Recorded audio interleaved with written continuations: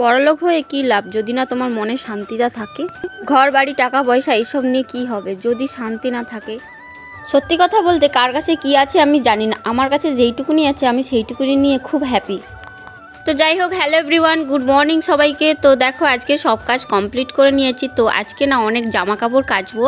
তো জামা কাপড় কাচবো হচ্ছে আমি যেহেতু বাড়িতে শাড়ি পরি, তো আমার শাড়িগুলো খুব নোংরা হয়েছিল আর বেডশিটগুলো নোংরা হয়েছিল, ওইগুলোকে কাচবো। কাচা আমার কমপ্লিট হয়ে গেছে। তো আমি এখন ছাদে চলে এসেছি, অনেক দিন পরে আমি ছাদে এসেছি। এখন যেইটুকুন ছোট ছোট জামা কাপড় হয় সেগুলো আমি সব নিচে মেলে দিই, তাই ওপরে আসতে আর লাগে না। তা আজকে একটু বেশি হয়েছে বলে তাই ওপরে এসছি। তো দেখো এদিকে সূর্যি মামাও উঠে পড়েছে তো তোমাদের সাথে, তাই আমি বললাম দেখো এখন সূর্যি মামা দিয়ে তাকানো যাচ্ছে, পরে আর তাকানো যাবে না যখন রোদের তেজটা অনেকটাই হয়ে যাবে।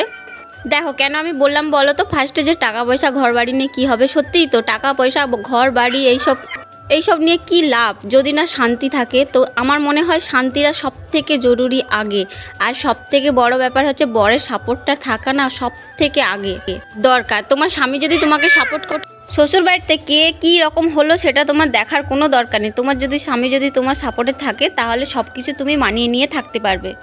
তবে হ্যাঁ, আমার অভিজ্ঞতা থেকে বলছি, আমি যত বছর এসেছি শ্বশুরবাড়িতে, তো তখন থেকেই আমি বুঝতে পেরেছি যে শ্বশুরবাড়ি সবার মন জয় করতে গেলে তোমাকে তোমার মতন করে থাকলে হবে না, তাদের সবার মতন করে তোমাকে থাকতে হবে। তো চলো